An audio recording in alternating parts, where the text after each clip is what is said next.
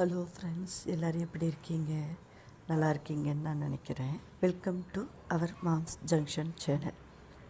ஒரு சின்ன 2 minutes clipping. என்னை பற்றி பேச போகிறோன்னா, நம்மளோட பாரம்பரியங்களை பற்றி குழந்தைங்களுக்கு எப்படி சொல்லித்தரோம் அப்படின்னு சொல்லிட்டு. இப்போ இருக்க காலகட்டத்தில் நம்ம குழந்தைங்களுக்கு பாரம்பரியத்தை பற்றி சொல்லி கொடுக்குறோமோ இல்லையோ, பட் அதை ஏற்றுக்கிற மனப்பக்கம் குழந்தைகள் இல்லாத நிலையில் உருவாயிட்டாங்க.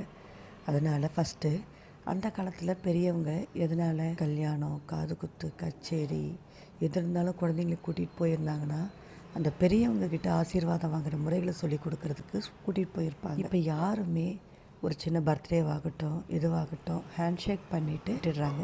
அந்த குழந்தைங்களுக்கு காலில் நமஸ்காரம் பண்ணி பெரியவங்கக்கிட்ட ஆசீர்வாதங்கிற வாங்கணுங்கிற முறை யாரும் நம்ம சொல்லி கொடுக்காமல் இருக்கோம்.